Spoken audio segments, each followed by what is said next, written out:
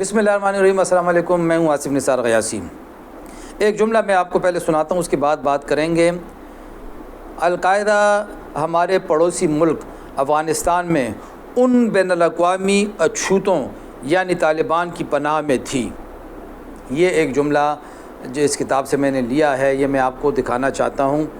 یہ سابق صدر اور سابق army chief general Pervez Musharraf صاحب کی کتاب سب سے پہلے پاکستان سے ہم نے یہ اقتباس لیا ہے۔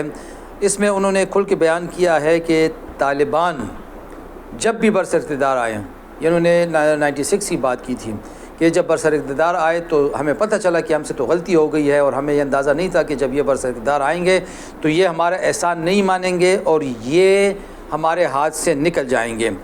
انہوں نے ان کے لیے ایک لفظ استعمال کیا ہے کہ جب امریکہ زخمی ریچھ کی طرح افغانستان پہ چڑھ دوڑ رہا تھا اور ہماری کوشش یہ تھی کہ بیچ بچاؤ کرایا جائے، لیکن ہمیں ناکامی ہوئی، تو انہوں نے کہا کہ یہ عالمی اچھوت یعنی طالبان بات سننے کے تیار نہیں تھے۔ انہوں نے ان کو عالمی اچھوت اس لیے قرار دیا یا کہا کہ اس وقت بھی طالبان کو سوائے پاکستان کے کسی ملک نے تسلیم نہیں کیا تھا۔ آج بھی تقریباً یہ صورتحال ہے کہ سوائے روس کے کسی نے تسلیم نہیں کیا، یعنی وہ اس وقت بھی اچھوت تھے۔ یہ لفظ مناسب نہیں ہے، لیکن اچھوت کا مطلب ہے کہ جس کے ساتھ تعلق نہ رکھا جائے، تو آج بھی وہ اپنے آپ کو انہوں نے اچھوت ثابت کیا ہوا ہے اپنی پالیسیوں کی وجہ سے۔ اس کے حوالے سے وہ کہتے ہیں کہ جب امریکہ نے ہم سے رابطہ کیا جنگ کے حوالے سے کہ یہ اسامہ کو ہمارے حوالے نہیں کیا جا رہا تو کیا ہونا چاہیے، پرویز مشرف صاحب کہتے ہیں کہ میرے سامنے سب سے بڑا سوال یہ بھی تھا کہ آیا طالبان کی حمایت کر کے اپنے آپ کو تباہ کر لینا کیا ہمارے قومی مفاد میں ہوگا، اور کیا طالبان اس لائق ہیں کہ ان کے لیے ہم خودکشی کر لیں؟ اس کا ایک ہی گونجدار جواب تھا کہ نہیں۔ اور غالباً پرویز مشرف صاحب کی 2006 میں کئی بات آج 20 سال بعد صحیح ثابت ہو گئی ہے کہ افغان طالبان کی حمایت میں اپنے آپ کو تباہ کرنا دانشمندی نہیں ہوگی۔ انہوں نے جو کچھ اب پاکستان کے ساتھ کیا ہے یا جو رویہ اختیار کیا ہے، اس نے ثابت کر دیا ہے کہ اس وقت پرویز مشرف صاحب کا ان کے حوالے سے کہنا بڑا درست تھا۔ ان کا کہنا ہے کہ طالبان کے اقتدار میں آنے کے بعد ہمارا وہ اثر و رسوخ جب کبھی ان پہ تھا اسے ہم کھو بیٹھے۔ ان کا افغانستان میں لایا ہوا امن ایسا امن تھا جو قبرستان میں ہوتا ہے، اس کے باوجود جغرافیائی وجوہات کی بنا پر ہم ان کا ساتھ دیتے رہے۔ اور آج بھی انہوں نے وہی کیا ہے کہ جب یہ لوگ برسر اقتدار آئے ہیں، پاکستان کی مدد سے آئے ہیں، پاکستان کے تعاون سے آئے ہیں، پاکستان کو بھلا دیا ہے، احسان کو بھلا دیا ہے، ہمارے کنٹرول سے نکل گئے ہیں۔ ان کا خیال ہے کہ ہمارے پاس اور بھی آپشن ہیں، اس لیے پاکستان کے ساتھ ہم کیوں تعلق رکھیں۔ اس سلسلے میں وہ ایک دلچسپ واقعہ بیان کرتے ہیں۔ وہ کہتے ہیں کہ جب غالباً 1998 میں پہلی مرتبہ اسامہ کی حوالگی کے حوالے سے ایک وفد گیا تھا، وہ لکھتے ہیں، یہ میں انہی کی کتاب سے یہ اقتباس پڑھ کے سناتا ہوں۔ 19 ستمبر 1998 کو ہمارے DGISI اور شہزادہ ترکی الفیصل جو اس وقت سعودی انٹیلیجنس کے سربراہ اور اس وقت امریکہ میں اپنے ملک کے اور بعد میں امریکہ میں سعودی سفیر رہے، ملا عمر سے قندھار میں ملے۔ یہ 98 کی بات ہے، 98 کی۔ یہ ملاقات کینیا اور تنزانیہ میں قائم امریکی سفارت خانوں میں القاعدہ کے کیے گئے دھماکوں فوراً بعد ہوئی۔ شہزادہ ترکی الفیصل نے ملا عمر سے اسامہ بن لادن کے ان دھماکوں میں ملوث ہونے کا اور اس کے آئندہ منصوبوں کا ذکر کیا، جس کا خوش قسمتی سے انکشاف ہو گیا تھا مگر دبا دیے گئے تھے۔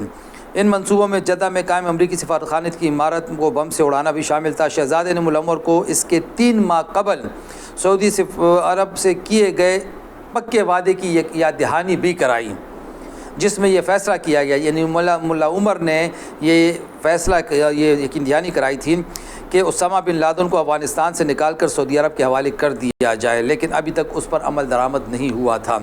شہزادے نے ملا عمر کو یہ بھی یاد دلایا کہ اسامہ بن لادن نے طالبان سے یہ وعدہ کیا تھا کہ وہ افغانستان میں اپنے قیام کے دوران کسی قسم کی دہشت گردی کی کارروائیوں میں حصہ نہیں لے گا، لیکن یہ غلط ثابت ہوا، کیونکہ 1998 میں خوست میں ایک پریس کانفرنس کے دوران اس نے فخریہ کہا تھا کہ وہ لوگوں کو دہشت گردی پر اکساتا ہے۔ اسامہ نے سعودی عرب میں بھی شورش کا منصوبہ بنایا تھا، اس کے باوجود طالبان نے وعدے کے مطابق اسامہ بن لادن کو سعودی عرب کے حوالے نہیں کیا۔